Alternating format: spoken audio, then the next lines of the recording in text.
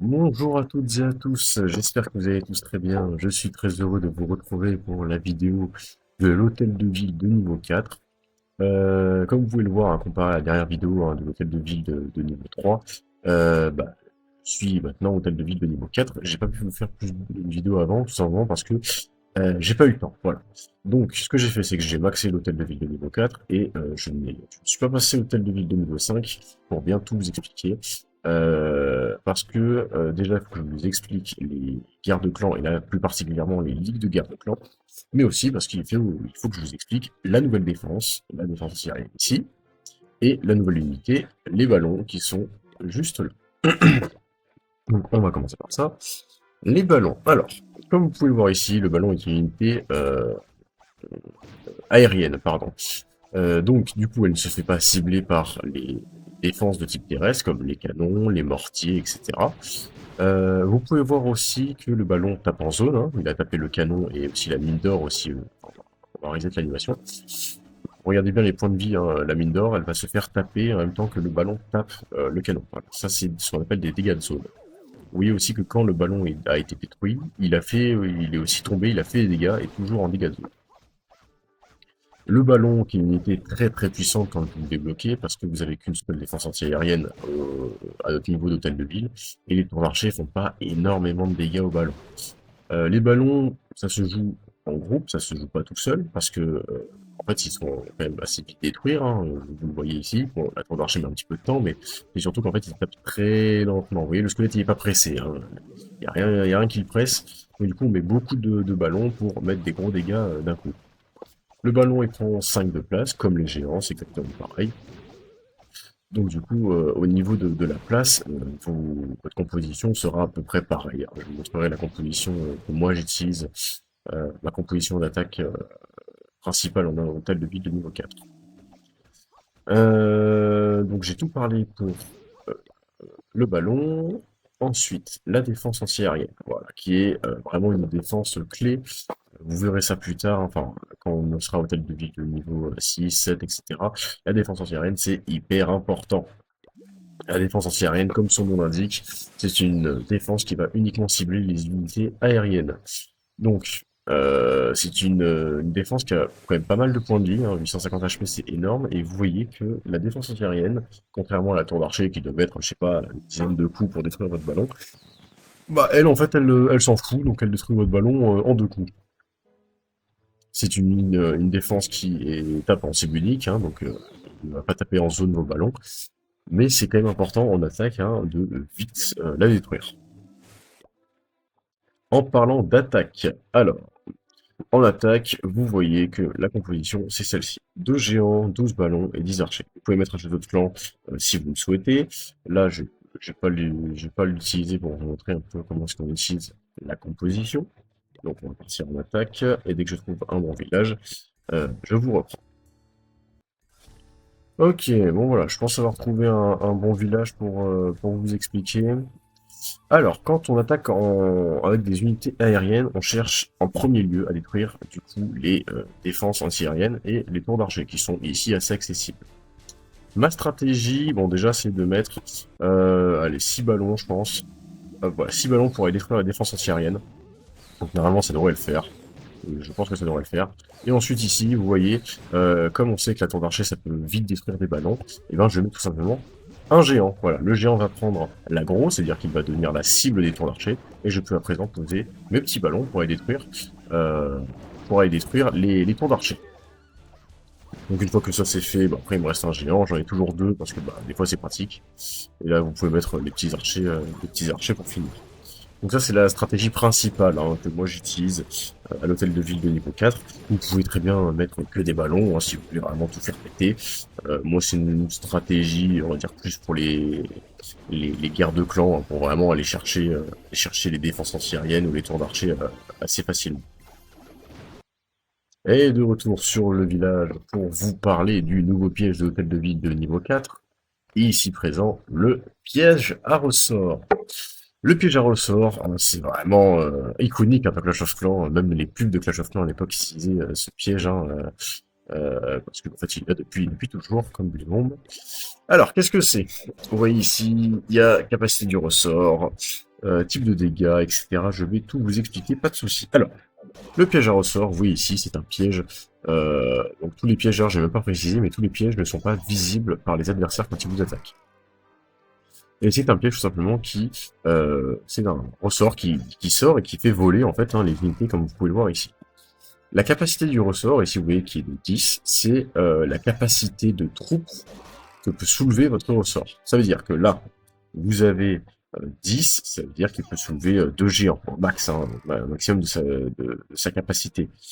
Si après vous voyez que dans les troupes, comme vous pouvez le voir, il y a, je sais pas, hop, comme ça, le PK, 25 de place. Si vous avez un ressort qui a capacité 25, il pourra envoyer valdinguer votre PK. Donc, c'est un piège qu'il faut utiliser de façon assez intelligente. Vous voyez, là, je l'ai mis ici, parce que c'est sûr que les unités elles sont obligées de passer par là si elles veulent avoir accès à mon hôtel de ville et mon canon. Donc du coup, essayer de les placer de façon assez stratégique, essayer de faire des couloirs assez resserrés, euh, pour que les unités soient sûres de passer dessus. Ne collez pas vos pièges à ressort parce que, en fait, si vous avez une unité qui passe sur le premier, ça peut déclencher le deuxième juste derrière, mais le deuxième peut se déclencher sur rien du tout, du coup, parce que la première troupe qui va passer sur le premier piège à ressort sera déjà morte. Je l'ai peut-être pas précisé, mais l'unité qui saute sur le piège à ressort, si la capacité du ressort le permet, elle tue, donc du coup elle va littéralement one-shot l'unité qui est passée dessus. Là où les barbares c'est que 1 de place, donc du coup tout simplement ils sont one-shot. Excusez-moi. Ensuite, vous voyez ici, là vous avez un logo, le logo de la Ligue de guerre de clan. Alors, je vais appuyer dessus. Nous sommes contre Blackfire Torch, voilà, bon, ils ont des HDV quand même pas trop mal, hein. Un HDV 7, un HDV 11 aussi. C'est un peu le souci de la Ligue de guerre de clans. Vous voyez, là, il y a des HDV 3 contre des HDV 4, là, il y a des HDV 5, donc c'est un petit peu le problème. Moi, je vais pouvoir vous expliquer la Ligue de guerre de clans. Alors, qu'est-ce que c'est? Vous voyez ici, 1, 2, 3, 4, 5, ça, ce sont les journées. La Ligue de guerre de clans, c'est un événement qui arrive une fois par mois, si je ne dis pas de bêtises, mais tout simplement, c'est une semaine de guerre non-stop. Normalement, la guerre de clan, vous avez une journée de préparation et une journée pour attaquer. Là, vous avez une journée d'attaque, et dès que la journée d'attaque est terminée, le lendemain, vous pourrez attaquer. Ça dure une semaine, et c'est surtout, ça vous permet de classer votre clan. Donc là, vous voyez, dans une ligue. Notre clan a fait, c'est le système de classement, c'est avec le nombre d'étoiles que vous faites en guerre. Donc le but c'est de faire le plus d'étoiles possible évidemment. Et s'il y a une égalité ici, par exemple si nous aussi on avait 210, ça se jouerait au pourcentage de destruction. Le clan qui a le plus de pourcentage de destruction, sera classé premier s'il y a une égalité avec les étoiles. Donc du coup vous avez des rounds à chaque fois. Donc là, vous avez la première journée, deuxième journée, etc. Et ça fonctionne comme pour une guerre de clan classique, hein. Si vous faites une attaque et donc vous avez du bonus de guerre, parce que vous voyez, si j'attaque et que je fais au minimum une étoile sur ce village, j'aurai 98 000 d'or et d'élixir de chaque. Et si on gagne la journée de combat, on gagne le butin. Voilà, c'est tout ça. Dans la ligue de guerre de clan, contrairement à la guerre de clan classique, vous avez une seule attaque par jour. La guerre de clan classique, vous avez votre journée pour attaquer et vous avez 2 attaques, ce qui vous permet normalement de pouvoir repasser sur des villages si certains n'ont pas réussi à faire les 3 étoiles. Donc c'est pour ça que quand vous attaquez, vous avez qu'une seule étoile, donc faites bien attention, n'attaquez pas n'importe comment, et peaufinez bien vos stratégies. Moi, ce que je vous propose, c'est que je suis ici, je suis censé attaquer lui qui a un HDV 5. Et je vais pas vous mentir, c'est chaud. Parce que surtout que elle... ok, bon, elle met quand même 2 coups pour détruire les ballons. Il faut s'occuper du château de clan. Ah, c'est peut-être possible, parce qu'il vient de passer HDV 5, je pense. On a le château de clan, normalement. Mince, j'ai pas le château de clan. Personne ne m'a donné de tout. C'est bien. J'ai pas un petit... Ah, il est juste là, le château de clan, merde. Ok, ref. Du coup, j'ai fermé un petit défi, là, histoire d'avoir le gâteau de clan, comme ça on va pouvoir avoir nos troupes. Donc, renforcer. Est-ce que je mettrais pas plutôt un géant? Je pense. Parce que c'est quand même... Là, lui... Ma stratégie, c'est de faire péter ses remparts. D'envoyer des géants, mais je vais faire sortir Jeu de Clan. Et je sais pas ce qu'il y a dans ce jeu de clan. Je pense que je vais le faire sortir avant. Vous voyez là, le 15 sur 15, les troupes, il est plein. Hmm. Je vais réfléchir à une stratégie et je reviens juste après vers vous. Ok, donc voici la stratégie. Voici la composition que je vais utiliser. Alors, du coup, on va avoir en tout 5 géants pour aller détruire la défense antiaérienne et après 10 ballons derrière pour aller détruire les tours d'archer. Les deux tours d'archer, une fois que les tours d'archer seront détruites, ça sera gagné. En tout, on va avoir 16 archers pour s'occuper du château de clan. C'est pas énorme, mais en fonction de ce qu'il y a dans le château de clan, euh, bah, en fait, je pense qu'on va pouvoir le gérer plus ou moins facilement. Au niveau du coup du village qu'on va attaquer, qui est juste ici, la stratégie, c'est de faire péter ici avec les deux sapeurs, d'envoyer les géants, de détruire la défense aérienne, et surtout de gérer le château de clan. Donc, je pense que je vais faire, c'est que je vais mettre un archer ici pour déjà le faire sortir, savoir ce qu'il y a dedans. Parce que si c'est des ballons à l'intérieur et que je mets tous mes géants au même endroit, bah, ils vont littéralement se faire défoncer. Donc je pense qu'on va faire ça. On va même attaquer tout de suite, vous savez quoi, on regarde, on vérifie, on a tout. Deux sapeurs, ça suffit pour détruire les remparts. 5 géants. Ok. Allez, c'est parti. On attaque. Donc on va prendre un petit archer ici. Et ça va. Je m'attendais à un truc vraiment chiant, mais ça va. C'est pas trop chiant.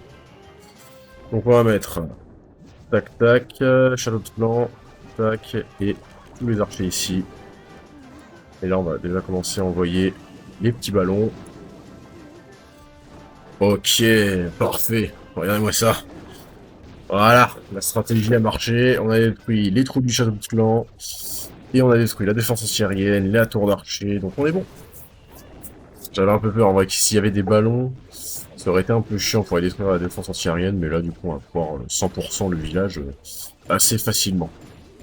Vous avez vu toujours mettre une troupe en haut, enfin dans le rayon, hein, si vous pouvez, du château de clan. Comme ça, au moins, vous voyez ce qu'il y a dedans. Et ça vous permet après de gérer votre attaque par la suite.